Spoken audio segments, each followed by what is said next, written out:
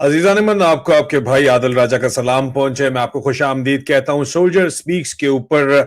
आज 28 मार्च 2026 है। अजीजान मन, कल रात एक बड़ी अजीब सी चीज हुई है। मैं आपने खबरें पढ़ी होंगी कि ईरान ने चाइना को सेफ पैसेज दिया हुआ है स्ट्रेट ऑफ हॉर्मस से, लेकिन उसके बावजूद जो है रशिया को भी दिया हुआ है, लेकिन उसके बावजूद लेकिन फिर भी चाइनीज जो है वो शिप्स स्ट्रेट ऑफ हॉर्मज क्रॉस करने के बजाय वापस मुड़ गई हैं। सवाल यह है कि क्या ये सिर्फ एक फैसला था, डिसीजन था जो ऐसे ही ले लिया गया, या चाइनीज इंटेलिजेंस ने कोई ऐसा थ्रेट डिटेक्ट किया जो दुनिया को अभी पता नहीं है। और हमारी इतलात के मुताबिक ऐसी ही बात है। अजीजान मन, देखिए, चाइना का जो अप्रोच है यहाँ पे वो ये नहीं है कि जनाब वो मौजूदा जो वर्ल्ड ऑर्डर है जिसमें अमेरिका बादशाह है, सोल सुपर पावर है, उसको तोड़ दिया जाए। नहीं, वो ये नहीं करना चाहते, लेकिन फिर भी कंट्रोल वो करना चाहते हैं, बाईपास करना चाहते हैं। रशिया जो है वो क्या करता है, आप देखें कि रशिया सिस्टम को चैलेंज करता है स्ट्रेट अवे। कहता है ऐसी की तैसी, रशियन नेचर है ये। वो कहते हैं ऐसी की तैसी आ जाओ फिर, ठीक है। यूक्रेन के अंदर जो किया जा रहा है, यूरोप को डायरेक्ट थ्रेट करते हैं वो, ठीक है। वो कहते हैं ऐसी फट्टे चक देंगे, ठीक है। ये रशियन जो है वो एक तरीका कार है, उनके मुल्क का तरीका है बाकायदा तौर के ऊपर। सिस्टम को वो चैलेंज करते हैं। लेकिन अमेरिका क्या करता है, अमेरिका भी जो है वो सिस्टम को डोमिनेट करता है। कहता है असी चौधरी थोड़ी ऐसी तैसी, असी फट्टे चकांगे, तुसी कौन होंदे हो। वो आके और फुल फोर्स हैमर लेके जो है ना, वो कैप्टन अमेरिका आ जाता है और चढ़ जाता है जो ईरान के अंदर इस वक्त कर रहा है। लेकिन चाइना क्या कर रहा है, चाइना जो है वो सिस्टम को बाईपास कर रहा है, वो आके टकरा नहीं रहा। वो आर्ट ऑफ वॉर है। सन त्सू कहता है कि जंग जानी वो है जो बगैर लड़े जीती जाए।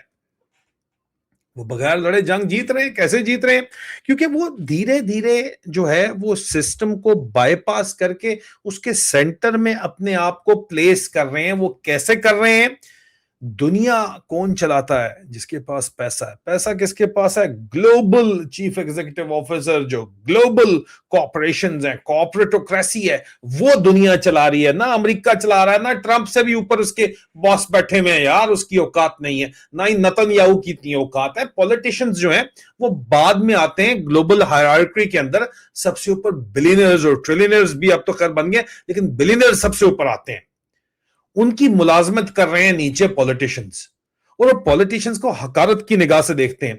ये पहली दफा है कि एक बिलियनियर जो है वो आ तो गया है, यूएस प्रेसिडेंट बन तो गया है, लेकिन वो इतनी दफा बैंकरप्ट हो चुका है कि वो असल में बिलियनियर है या सिर्फ और सिर्फ एक न्यूयॉर्क का माफिया डॉन है।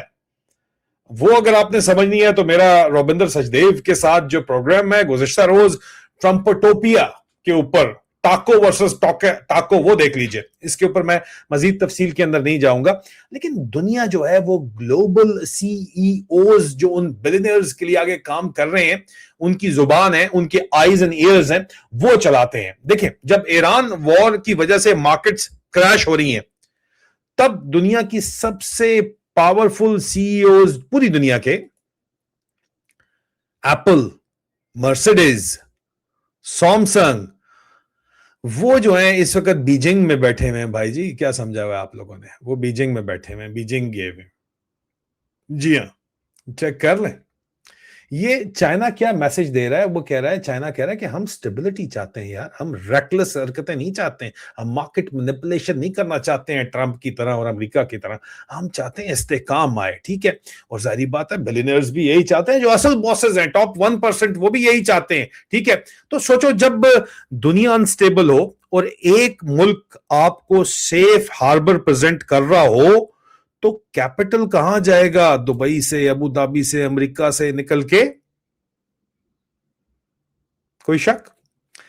फिर देखिए कि यहां पे एक बात जहन के अंदर रखें कि अमेरिका जो चाइना है, वो चाइना सिर्फ जो है वो इस वक्त प्रेजेंट नहीं है, अपना आज नहीं संवार रहा, वो अपना मुस्तकबिल जो है वो सवार रहा है। एक मुस्तकबिल जो है उसको वो जोंगान बोलते हैं, फ्यूचर कंट्रोल हब है वो, उसको एक नया शहर वो बना रहे हैं जोंगान के अंदर, जो बीजिंग का एक्सटेंशन होगा, बीजिंग के बिल्कुल साथ होगा, बल्कि एक नेक्स्ट जनरेशन कंट्रोल हब होगा ग्लोबल इकोनॉमी का, जिसमें इनोवेशन, पोस्ट एआई रेवोल्यूशन का इंफ्रास्ट्रक्चर वो बना रहे हैं। और ये सिर्फ सिटी नहीं है, ये एक फ्यूचर का इकोनॉमिक कमांड सेंटर जो है वो खड़ा कर रहे हैं ग्लोबल सीईओ को साथ में लाके, जिसके बारे में कोई बात ही नहीं कर रहा है जी। सारे ट्रंप की प्रेस कॉन्फ्रेंसेस दिखा रहे हैं कि ट्रंप ने ये कह दिया, बिग ब्यूटीफुल शिप्स केम। यार मतलब हद है ना। असल कहानी कहां चल रही है? असल कहानी यहां चल रही है, ठीक है। साथ ही उन्होंने एक इसी सिलसिले के अंदर जो है उनका बड़ा फेमस फॉर्म है बाओ फॉर्म, ठीक है। 5 चीजें जो मैं 5 काम आपको बता रहा हूं जो उन्होंने किए हैं, उसमें बाओ फॉर्म भी है, जो एशिया का एक ऑल्टरनेटिव सिस्टम है पूरे का पूरा। एशिया पैसिफिक अमेरिका कहता है फ्यूचर है। इंडिया को भी उन्होंने साथ लारा लगाया हुआ था, लेकिन इंडियंस को भी अंदर कहानी खाते पता है कि यार ये पाकिस्तानी बंदे के पुत्र किसी तरह अगर बन जाए, बनते नहीं बनते बन जाए, और चाइना के साथ हम मिल जाए, तो हम पूरी की पूरी दुनिया का जो है वो सेंटर बन सकते हैं। ये सोच मौजूद है, चाइना में भी मौजूद है। लेकिन बाओ फोरम क्या है? यहां पे आपको पाकिस्तानी नहीं नजर आएंगे, इंडियन नजर आएंगे। बाओ फोरम क्या है? सिंपल लैंग्वेज में एशिया का एक मिनी वर्ल्ड इकोनॉमिक फोरम है, बाओ वर्ल्ड। ये 60 प्लस कंट्रीज के जो लीडर्स यहां पे आते हैं। और चाइना क्या पुश कर रहा है? चाइना पुश कर रहा है ओपन ट्रेड आपस में, कोऑपरेशन आपस में, रीजनल इंटीग्रेशन आपस में। इंडिया ऑन बोर्ड है।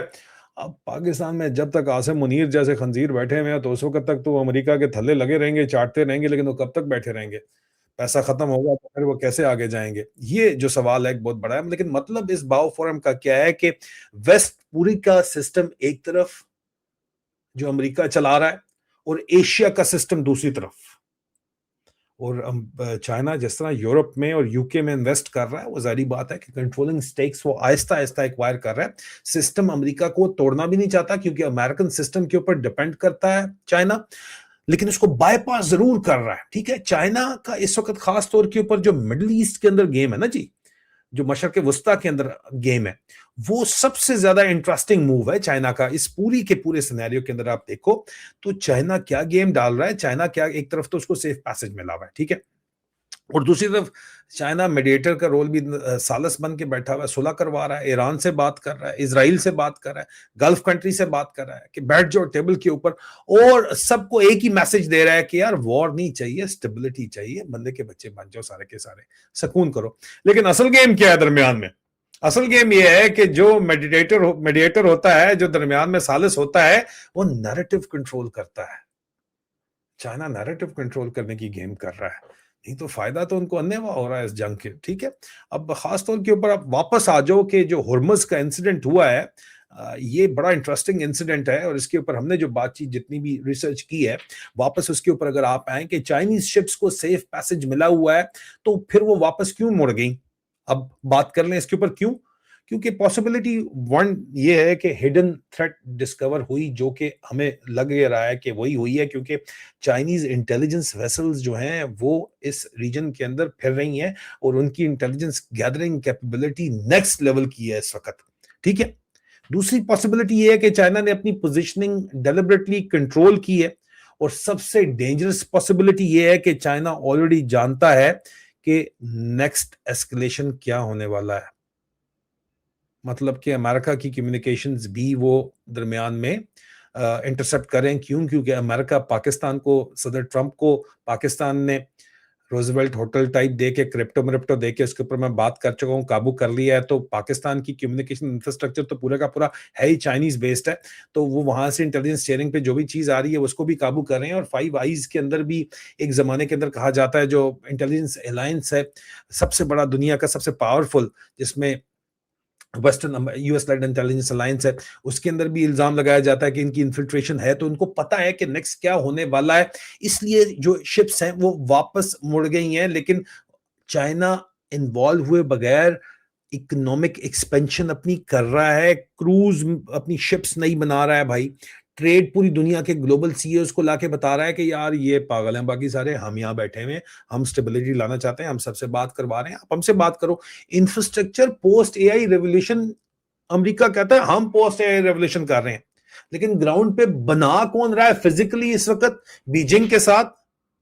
वो चाइना बना रहा है। ठीक है, चाइना सिर्फ डिप्लोमेसी नहीं कर रहा है, चाइना शिपिंग का कंट्रोल ले रहा है, चाइना क्रूज इंडस्ट्री की एक्सपेंशन कर रहा है और ग्लोबल ट्रेड रूट्स के ऊपर अपना कंट्रोल हासिल कर रहा है। और ये सब है क्या? ये ग्लोबल इकोनॉमिक आर्टरीज जो हैं उनके ऊपर कंट्रोल है, जिसमें स्ट्रेट ऑफ हॉर्मज शामिल है। ठीक है, अगर आप बिगर पिक्चर देखना चाहते हैं तो एक सिस्टम रीसेट हो रहा है इस वक्त, और सब चीजों को अगर आप कनेक्ट करें तो आपको पता चलता है कि चीफ एग्जीक्यूटिव ऑफिसर ग्लोबल जो मुल्क जो दुनिया असल में चला रहे हैं ये ट्रंप, अगर आप गूगल है आपकी बहुत बड़ी।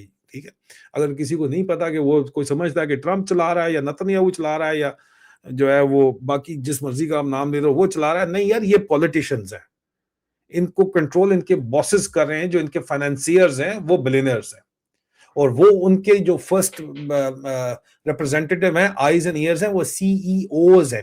ग्लोबल सीईओज जो हैं वो बीजिंग में जाके बैठे हुए हैं, वॉशिंगटन में तो नहीं। एशिया के फोरम्स जो हैं वो एक्सपैंड हो रहे हैं, इंडिया और चाइना यहाँ पे एका कर रहा है। पाकिस्तानियों को जबरदस्ती जितने भी डॉलर आएगा नाल लग जाएंगे, कोई मसला कोई नहीं, इतनी बड़ी टेंशन कोई नहीं है। ठीक है, ऑस्ट्रेलिया को भी देख रहा है कि हमारा पेट्रोल टोटल खत्म हो गया है, तो वेस्टर्न अलायंस में तो क्रैक्स ऑलरेडी आ चुके हैं, इसलिए नेटो ने ज्वाइन नहीं किया ईरान के ऊपर जंग, बड़ा क्लियरली। फिर चाइना मिडिल ईस्ट के अंदर भी बैठा हुआ है प्रधान बन के, चौधरी बन के कि यार असि सुलह करांदे हैं, जदगासी करांदे हैं, तुसी छड्डो। ट्रेड रूट्स इस वक्त जो है वो चाइना कंट्रोल करने की पूरी सलाहियत रखता है, और मुस्तकबिल की फ्यूचर सिटीज इस वक्त चाइना बना रहा है। और ये सब रैंडम नहीं है, ये एक सिस्टम रीसेट स्ट्रैटेजी है। ठीक है, असल ताकत जो मैं आपको बता रहा हूं वो सीईओज और स्टेट्स के पास मिलके है, स्टेट्स एंड सीईओज मिलके दुनिया की असल ताकत जो है वो बनाते हैं, सबसे इंपॉर्टेंट बात। और आज की दुनिया सिर्फ गवर्नमेंट्स कंट्रोल नहीं करती भाई, ग्लोबल सीईओज हैं, कॉर्पोरेशंस हैं, फाइनेंशियल नेटवर्क्स हैं, और ये सब मिलकर सिस्टम चला रहे हैं। और चाइना इन सब को अपनी तरफ जो है वो अट्रैक्ट कर रहा है, बता रहा है कि यार हम यहाँ पे सुकून है, यहाँ पे कोई पागल बंदा नहीं बैठा हुआ कि उसको कोई ना इजराइल चला सकता है ना मॉस्को चला सकता है, हम आपके इंटरेस्ट और अपने इंटरेस्ट को साथ अलाइन करके साथ चलाएंगे, स्टेबिलिटी लेके आएंगे। ठीक है, और चाइना सिस्टम को फिर भी उसके बावजूद अजीजा नेमन तोड़ नहीं रहा, वो कहता है हमने नहीं, इसको तोड़ना नहीं है, चलने दो इसको। ठीक है, they are not attacking the system, China system को हाईजैक कर रहा है। और जब सिस्टम का सेंटर शिफ्ट होता है तो दुनिया बदल जाती है, आज नहीं तो कल, 10 साल कोई इतनी बड़ी चीज नहीं होता है, लेकिन चीजें जब बदलना शुरू होती हैं तो नजर आ रहा होता है। सवाल यह है कि चाइना जो है उसका राइज कैसा जा रहा है, सवाल यह है कि क्या वो ऑलरेडी सेंटर बन चुका है, या और अगर है तो क्या दुनिया को अभी तक पता भी है या पता ही नहीं है सिरे से? आप मुझे बताएं अपने कमेंट्स के अंदर कि आपको क्या लगता है। लेकिन ये अंदर खाते ये गेम चल रही है बंद दरवाजों के पीछे, जो मैं आपको बता रहा हूं। और पाकिस्तान वॉशिंगटन के साथ अलाइनमेंट करके वहां पे तोहफे ताहफ देके अपनी 2 साल की ये अपनी मुर्गी के लिए आपकी मज मार रहे हैं, ये भी मैं आपको बता दूं। अपना ख्याल रखिए, बहुत जल्द दोबारा मुलाकात होती है। खुदा हाफिज़।